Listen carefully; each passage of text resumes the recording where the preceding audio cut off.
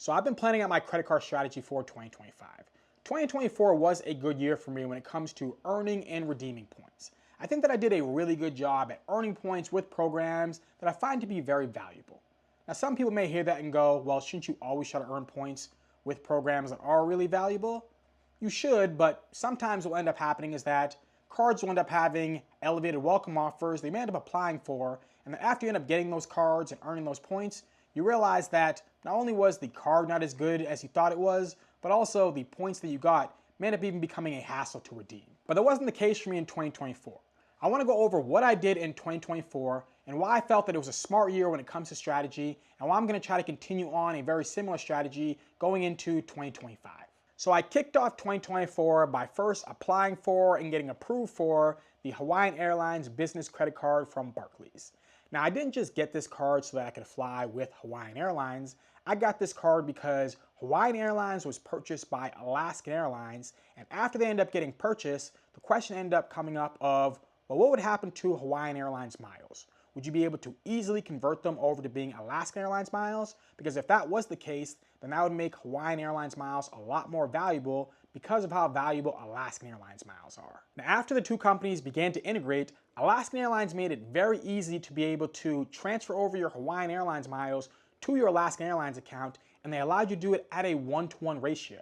This makes Hawaiian Airlines miles so much more valuable because now I'm not only able to redeem my Hawaiian Airlines miles to fly with Hawaiian Airlines and the limited partners that connected with them, but I can also transfer over my Hawaiian Airlines miles to my Alaskan Airlines account that has so many partners with great opportunities for redemptions that I wouldn't be able to do if I only just had Hawaiian Airlines miles. So pretty much signing up for this card and getting a decent sized welcome offer was like signing up for an Alaskan Airlines credit card, only with a different bank. For those of you who aren't familiar with Alaskan Airlines miles, I have another video on my channel going over how you can book cheap domestic flights with redeeming Alaskan Airlines miles.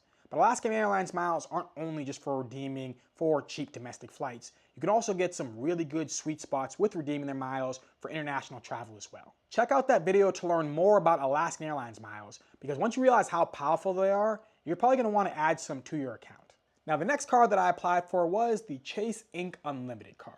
Now, this is a card that had an elevated welcome offer at the time, giving me 90,000 Chase Ultimate Reward points after I hit the minimum spend requirement. Now, I don't think this ends up being the greatest card that Chase offers because it only ends up giving you 1.5% back on all of your purchases. It does give you 0 APR for the first 12 months, which can end up being really valuable for those who are starting a small business. But when it comes to applying for this card, I think that it can make a lot of sense because of the fact of how high the welcome offer can end up being with this card, regardless of if there is an elevated offer or not.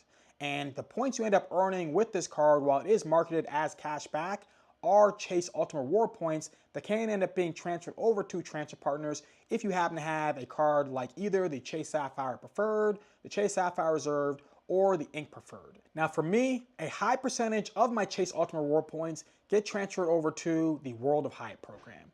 I am a massive fan of Hyatt hotels, and I've been a globalist for the past few years, and they're one of the few programs that I'm actually loyal to. The reason why that is because I feel that they do try really hard to give a better experience for their elite members, where some programs, while they may advertise it as that, they don't really end up doing that. Being top tier status with the World of Hyatt has gotten me different things such as free breakfast, access to the club lounges, gifts to my room like baskets of fruit or chocolate. I've also been given bottles of wine and many different glasses of champagne. So I can say that being a globalist has definitely elevated my travel experience. But getting the Chase Ink Unlimited card allowed me to stay at a really cool property last year, being the Hotel Ryzen in Stockholm, Sweden. The room that I booked had its own personal sauna, so that's something that I've never experienced before, which ended up being pretty cool to have.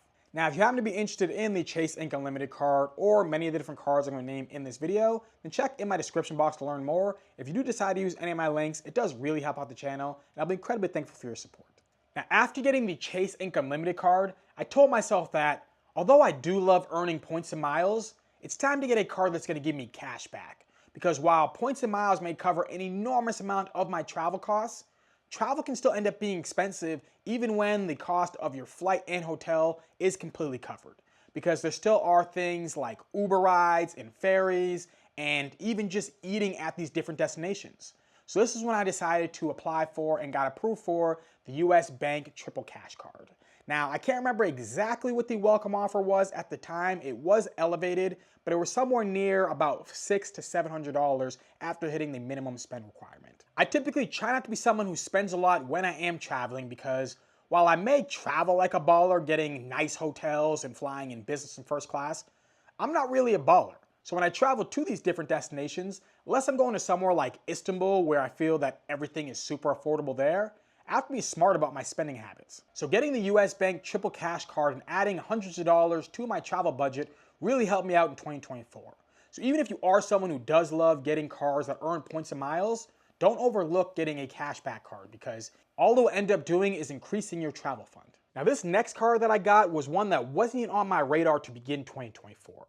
However, a friend of mine that I've known since I was 3 years old invited me to his wedding, and apparently over these years, he's become even more of a Mr. Fancy Pants than myself because he's getting married at a Ritz-Carlton partnered property out in Portugal. So I didn't want to have to pay to stay at this property, but I did want to be able to attend the wedding. So what I decided to do was to see what type of offers were out there for Marriott Cards. And fortunately for me, American Express decided to elevate the welcome offer for their Marriott Business Credit Card, giving you 5 free night award stays up to 50,000 points after you end up hitting the minimum spending requirement. So as soon as I saw that, I immediately applied for and got approved for the American Express Marriott Business Credit Card. Now this is one of the cards that I was the happiest to get approved for all of last year, and the reason why was because this was a trip that I knew I was going to be taking no matter what.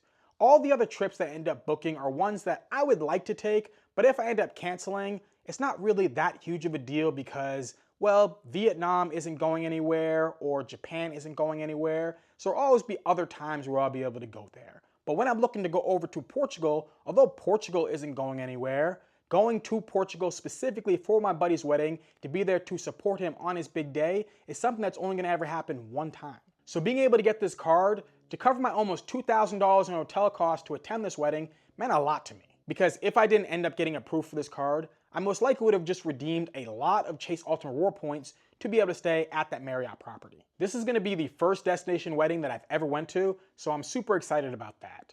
And as I've gotten older, I try to make it a point to see old friends and family because I realize that these moments aren't going to be around forever. Now, I'm not someone who typically stays at Marriott properties, so it's pretty unlikely this card's going to end up getting much use moving forward. However, this card does come with a free night award certificate every anniversary of keeping this card open, so I probably end up keeping this card open moving forward just so I can end up getting a free night award certificate that's going to end up being worth more than the cost of the annual fee connected to this card.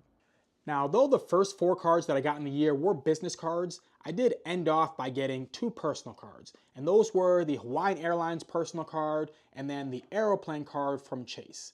Now, the Aeroplane card from Chase is one that I've talked about a few times on this channel, and I think this ends up being a really good card.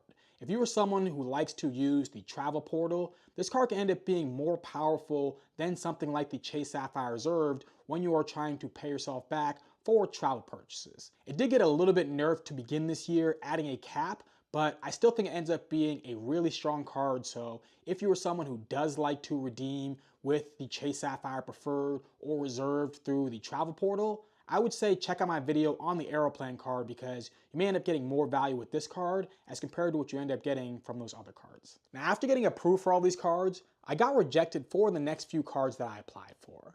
So I haven't gotten any new cards in the last few months, and this has probably been the longest time that I haven't gotten a new card in like 4 years. So that's the reason why you should always have a strong setup because you never know when banks may start denying you for getting approved for some of their cards because your velocity has just been a little bit too high. So my credit card strategy for 2025 is mainly going to be focused on earning American Express membership reward points. And the first card that I'm eyeing is the American Express Blue Business Plus card. Now, the current offer that's being given to this card isn't all that great, so I am hoping that they end up having an elevated offer like ones I've seen in the past, where it ends up being 50,000 membership reward points after hitting the minimum spend. Not only is this a card that I want because of a nice welcome offer that could be attached to it, but also ends up being a card that gives you 2x back on all of your purchases, and it has no annual fee, and you get to keep your membership reward points alive with this card. So most of American Express's other cards, like the American Express Platinum, Gold, or Green card, they all have pretty high annual fees. So if you decide that you want to cancel all of those cards, well, now you don't end up having a card that can hold your membership reward points to be able to transfer over to partners. But if you happen to have the American Express Blue Business Plus card, then it keeps your membership reward points alive without having an annual fee card attached to it. But the reason why my #1 focus for 2025 is on earning membership reward points is because of the current backdoor transfer possibility with American Express points to your Alaskan Airlines account. Because of the merger between Hawaiian Airlines and Alaskan Airlines, this now allows for the opportunity to transfer over your membership reward points to American Express's transfer partner, Hawaiian Airlines, and then transferring your Hawaiian Airline miles to being Alaskan Airlines miles. And as I said earlier in the video, Alaskan Airlines miles are incredibly valuable and allow for so many different opportunities, whether it is for domestic short-haul flights or booking international flights with something like either Starlux or Condor. So until Hawaiian Airlines drops from being a transfer partner with American Express, which Alaskan Airlines has already said that they want to drop as being a transfer partner. However, due to the fact that there already is a contract, they currently can't. Until that does end up happening, Alaskan Airlines is a transfer partner technically as a backdoor way with American Express. So this is an opportunity that I want to take full advantage of because I realize how valuable Alaskan Airlines miles are. I've used Alaskan Airlines miles before and gotten incredible value for them. I've booked Japan Airlines first class with Alaskan Airlines miles. I booked Starlux business class, Fiji Airways business class, Malaysian Airways business class, and also numerous flights with American Airlines. Alaskan Airlines miles are some of the best in the game, and usually they're pretty hard to come by. But because of the merger between Hawaiian Airlines and Alaskan Airlines, there's been this opportunity to acquire many Alaskan Airlines miles very easily, either by getting the Hawaiian Airlines cards or by transferring over your membership reward points to your Hawaiian Airlines account to then transfer over to your Alaskan Airlines account. So when opportunities like this come around, I want to take full advantage of them because I usually don't have a hard time earning membership reward points, but I've run low on having Alaskan Airlines miles before and had a hard time getting more of them. But if I could get enough Alaskan Airlines miles now to not have to worry about getting more of them for the next few years, well, that would just end up being absolutely amazing. Now, after my main focus of trying to get as many membership reward points as I can, my next focus is going to be on getting the Chase Sapphire Preferred card. Now, the Chase Sapphire Preferred card is one that I actually had previously. I did cancel this card last year because of the fact that I just wasn't using it very much. I do think that this card isn't a bad card and that if you are a beginner, this can end up being a great card to have in your wallet. However, as I became more advanced in this game, I just didn't see myself using this card very much, and I did find the Chase Ink Preferred card to be a better use case for myself as compared to the Chase Sapphire Preferred card. Now, some of you may be wondering, well, JP, if you've had the card previously, yet you canceled it last year, why are you going to apply for it again? The honest truth is, for the welcome offer. You see, the rules with the Chase Sapphire Preferred card is, after you've applied for the card and gotten approved and hit the welcome offer, then you're not eligible for the welcome offer for 48 months.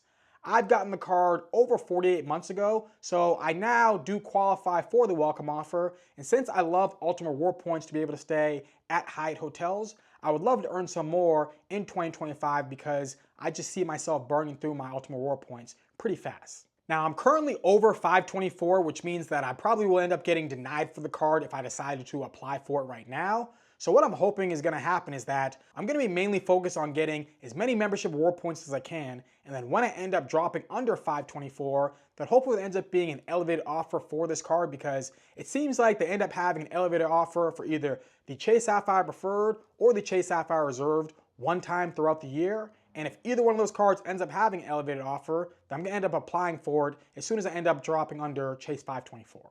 But even if an elevated offer doesn't come around, I'm still going to end up applying for this card because I'd rather get this card without an elevated offer than not apply for it at all. I see some people out there who will just wait around for a card for its welcome offer to elevate, and it never ends up happening, and the person just never ends up getting the card. Well, as you are waiting around, I will have already earned the points and redeemed the points for an awesome Hyatt stay, as you are hoping that you end up getting maybe 10,000 additional points. To me, it's not worth it to wait around for maybe 10 or 20,000 points because of the fact that devaluations do happen, so the points could end up devaluing to the programs you might want to transfer to in that time frame that you are waiting for the elevated offer. And also, you could have already went on a trip and enjoyed redeeming those points as compared to waiting around and not having the points at all. Now, while I do want to earn more Chase Ultimate Reward points to be able to transfer over to my World of Hyatt account, My last main focus for 2025 is going to be to earn more hotel points outside of the World of Hyatt program. As much as I love Hyatt hotels, they're not the only hotels in the game. Last year, I stayed at the Conrad in Osaka and in Tokyo and had an absolutely fantastic time at those properties. Even though Hyatt is great, they have a very limited footprint, and I don't want to have my entire trip revolve around if I'm able to stay at a Hyatt property or not. I want to be able to have options with other hotel programs such as IHG, and that's the reason why I'm looking at getting the IHG business card. IHG has a much bigger footprint than Hyatt, having more than 6,000 properties around the world, and while it may not make sense to transfer over my Chase Ultimate Reward points to my IHG account because it ends up being terrible value for my Ultimate Reward points, it does make sense to get IHG cards and possibly even purchase IHG points when they are on sale. And one of the great things about redeeming IHG points is that when you have an IHG credit card, you get the 4th night for free. Now, there are other programs like Marriott and Hilton that offer 5th night for free, but I've noticed that way more frequently when I'm traveling, I end up staying at a property for either 3 to 4 nights, and it's actually pretty rare that I stay at a property for 5 nights or more. I typically end up moving to another location if I end up traveling for 4 nights or more. So I definitely feel that I will be able to take advantage of this perk with getting the IHG business card. So that's currently my strategy for 2025. Number one focus is going to be to earn as many membership reward points as I can, specifically to take advantage of this backdoor transfer to Alaskan Airlines. Alaskan Airlines miles are some of the best in the game, and this backdoor transfer may not be around for very long, so take full advantage of it while it's still here. The number two is going to be to get the Chase either Sapphire Preferred or Reserved. It's already been more than 48 months since I got the last welcome offer for one of these cards, so I qualified to get another welcome offer. This will end up being a great way to replenish my Ultimate Reward points that I end up transferring mainly to the World of Hyatt because I love staying at Hyatt properties. And then the third focus that I have is going to be to get myself other hotel credit cards, because although I do like staying at Hyatt properties quite a bit, sometimes I don't end up seeing a Hyatt property at a location I wish to travel to. And when this ends up happening, I don't want to be stuck in a place to where I may end up having to use cash, so it would be smart to get a card like either the IHG business card, or maybe after I end up getting the Chase either Sapphire Preferred or Reserved, look at getting the Marriott personal card with American Express. I've noticed that throughout the year, American Express tends to have a good welcome offer for that card, so hopefully I can end up timing it out to where I can end up getting an elevated offer and then have a decent amount of Marriott points for hopefully future Marriott stays. Or perhaps even the Hilton Aspire card, which I actually haven't gotten yet, so I do qualify for the welcome offer. And even though I don't stay at a ton of Hilton properties, it'd be nice to add that beast of a card into my wallet. This is how I'm planning to navigate through 2025. But as you know, in the world of credit cards, many things change. New rules may end up popping up, or new cards may end up being released. Devaluations happen, so there's always some type of obstacle that ends up getting tossed in the game that I haven't planned out yet for. But I'm hoping that my strategy is the way that I do end up navigating through 2025. 2024 was a pretty good year when it came to earning points and especially redeeming points. I'm hoping that 2025 can end up being even better. But hopefully you enjoy this video. Let me know in the comment section down below, what is your strategy for 2025? Which cards are you mainly focusing on getting? And also, which points currencies do you want to have the most? Now, if you happen to have any questions, you can drop that down in the comment section down below. I'll do the best I can to answer it. If you happen to be interested in any cards, check out my links in the description box to learn more. If you do use any of my links, it does really help out the channel. I'll be incredibly thankful for your support. And if you want to become a points and miles booking expert, go to Points Travel 101 to purchase my course. After you end up getting my course, you will no longer be scared to make any type of award bookings, and you will feel confident to be able to book business and first class flights around the world. If you happen to really like this video, do me a favor. Hit that like button, hit that subscribe button, share this video, and have a beautiful rest of your day.